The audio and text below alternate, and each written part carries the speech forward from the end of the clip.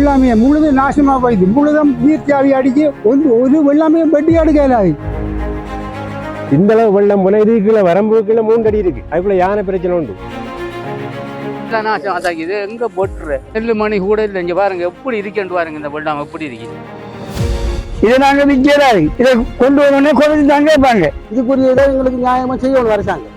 இலங்கையில இருக்கக்கூடிய மட்டக்களப்பு உள்ளிட்ட சில இடங்கள்ல இலங்கையில இருக்கக்கூடிய விவசாயிகள் 100 ஏக்கருக்கும் மேல சில பயிர்களை பயிரிட்டு இருக்காங்க. தற்போது அந்த பயிர்கள் அறுவடைக்கு தயாராகி இருக்கிற இந்த சூழ்நிலையில விவசாயிகள் வேதனைகளையும் கவலைகளையும் கொட்டி தீர்த்திருக்காங்க. விவசாயிகளோட கவலைக்கு முக்கியமான காரணம் என்னன்னு பார்த்தோம்னா, குளங்களை திறந்து விட்டனால வெள்ளம் ஏற்பட்டு பயிர்கள் மிகப்பெரிய அளவுல சேதம் ஏற்பட்டிருப்பதாகவும், அந்த பயிர் தற்போது அறுவடைக்கு தயாராகி இருக்கிற இந்த சூழ்நிலையில அதுக்கான சரியான விலையை நாங்க கொடுக்க முடியாது, சரியான விலைக்கு அந்த பயிர்களை நாங்க விற்க முடியாது அப்படின்னு சொல்லி விவசாயிகள் வேதனை தெரிவிச்சிருக்காங்க. அரசு தங்களுக்கு உரிய இழப்பீடு வழங்க வேண்டும் அப்படின்னு சொல்லியும் விவசாயிகள் கோரிக்கை முன் வச்சிருக்காங்க.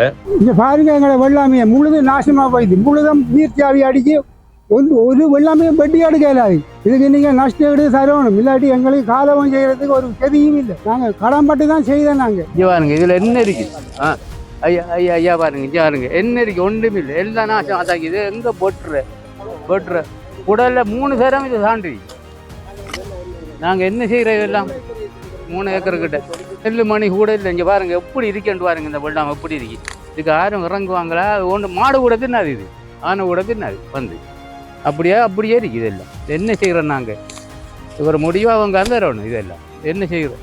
ஏற்கனவே யானை தொல்லை, உரமின்மை, அதாவது உரம் சரியான அளவுல கிடைக்கல, உரம் பற்றாக்குறை இருப்பதாலையும் விவசாயிகள் கடன் பட்டு தான் இந்த விவசாயத்தை மேற்கொண்டதாகவும், இப்ப மேற்கொண்டு வெள்ளம் வந்திருக்கிற காரணத்தினால தற்போது அவங்களுக்கு சரியான விலை போகாது, நஷ்டம் ஏற்படக்கூடும் என்பதனால் விவசாயிகளுக்கு சரியான ஒரு இழப்பீடு அரசு தரப்பில் வழங்க வேண்டும் என்று மக்களும் சரி விவசாயிகளும் சரி அரசுக்கு கோரிக்கை முன் வச்சிருக்காங்க. இந்த அளவு வெள்ளம் போன இதுக்குள்ள வரம்புக்குள்ள 3 அடி இருக்கு. கட்டுறதுக்கு மேல இருக்கு. வரம்புக்கு மேல நான் நிக்கிறேன். அப்ப இது ஃபுல்லா மூடி போல கொண்டா வயல் முள்ளா தாண்டு தான் போனது. அதுக்குள்ள யானை பிரச்சனை உண்டு. இந்த உடைச்சு போயிருக்கு. இப்ப இதெல்லாம் வெட்டலாது. எல்லாம் கருப்பா போயிருக்கு. வெளியில நெல்லு பாக்குறதுக்கு இருக்காங்க. இந்த வெட்டது புறவாத புழுதியா இருக்கு.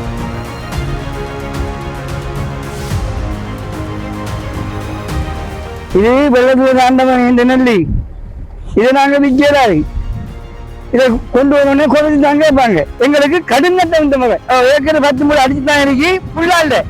இந்த 60,000 காவாயிரம் மங்களுக்கு கூட ஒரு ஏக்கருக்கு 25 முறை அடிக்கும். இந்த மாதிரி அந்த கடும் பாதிப்பு தானே எங்களுக்கு. இதை அரசாங்கம் கொள்வனவு எடுத்து எங்களுக்கு உரிய விலை எங்களுக்கு தருவோம். இல்லாட்டி எங்களுக்கு 60,000 காவாயிரம் உள்ளுக்கு அரிசி நல்லா இருக்கு. ஆனா குருவி அரிசி அடிச்சதால நஷ்டம் எங்களுக்கு. இதை தயவு செய்து அரசாங்கம் பாரமெடுத்து எங்களுக்கு நல்ல விலையை போட்டு நெல்லுக்கு எங்க விவசாயிகளுக்கு செய்து தரணும். இது தொடர்பா நீங்க என்ன நினைக்கிறீங்க அப்படின்றத கமெண்ட்ல சொல்லுங்க. இது மாதிரி யூஸ்ஃபுல்லான இன்ட்ரெஸ்டிங்கான விஷயங்கள் எல்லாம் தெரிஞ்சுக்கிறதுக்கு ரெட் நூல் தமிழுக்கு லைக் பண்ணுங்க, கமெண்ட் பண்ணுங்க, ஷேர் பண்ணுங்க, சப்ஸ்கிரைப் பண்ணுங்க.